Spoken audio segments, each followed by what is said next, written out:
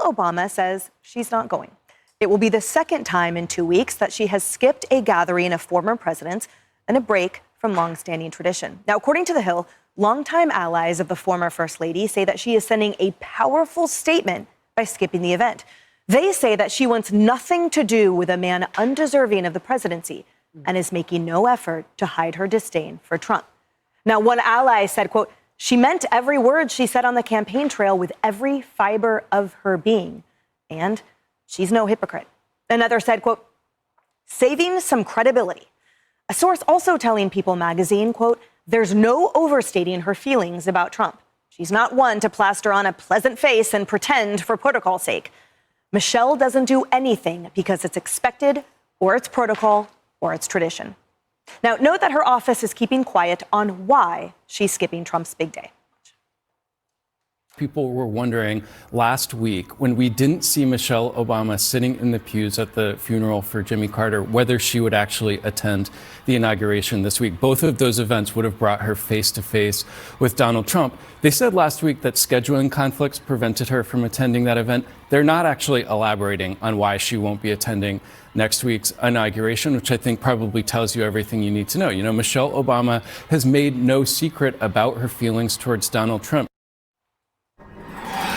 So, Kevin, you can sort of look at this as a balancing factor, as it were, which is everything we just said, that perhaps it is indeed because of her feelings, while also some who argue, well, the position you occupy or that you used to occupy should rise above those feelings, and other that say it's simply none of our business and we don't know what's going on. What say you? Well, let me preface my remarks by saying I've been to the,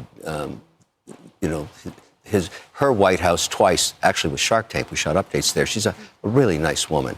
And Obama, nice guy. However, this is different. This is about signaling the office of the President of the United States, regardless of who's in it.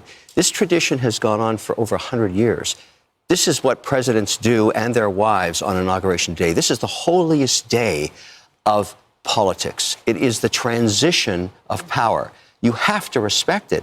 I don't like what she's doing here. I'm against it. I think it's wrong, as was it wrong for Trump not to attend Biden's. This is just wrong. This is not what we do in America. It's just not done, and I don't like it. It takes away from the institution of freedom and what the signal to the world is. Our number one export, I say this over and over again, it's not energy, it's not technology. The number one export is the American dream. That's why people come here. This messes with that. And so, Harris, for those that say, oh, this is an act of resistance, there are many who say, well, isn't something greater than that unity and America? And therefore, yes, show that unity. And to her words, go high. Well, yeah, I mean, show the example of what you say you're saving your credibility for.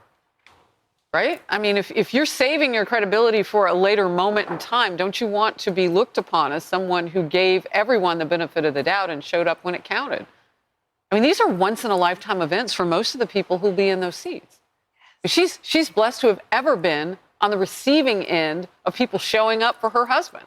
So what are you saving your credibility from if you're not willing to live with integrity in those very difficult moments? It's not when you love everything and everything's perfect that you show up. You show up when there are difficult times and difficult people. Otherwise, sit down completely.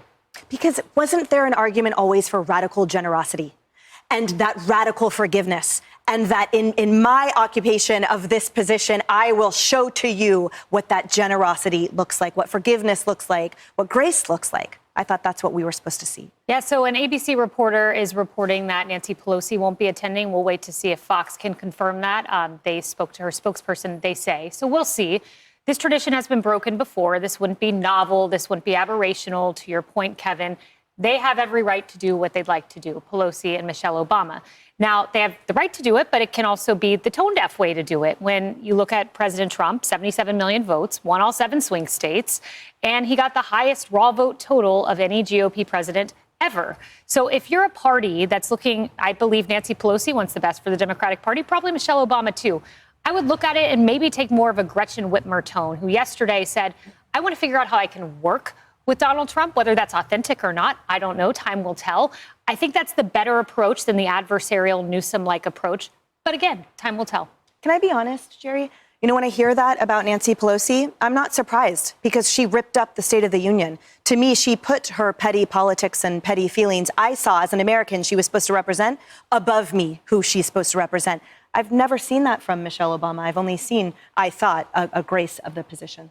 Well, I want to follow up on something Kevin said, because I was a poli-sci major as an undergrad. And what you learn is the moment of transition, it's the most dangerous moment for our country, right? Things could go awry. Things could go wrong. We might not transfer power. It's an important moment that everybody needs to be there to witness. It's not that you're signing on to the next group of people who are going to lead. It's that you're there to witness it.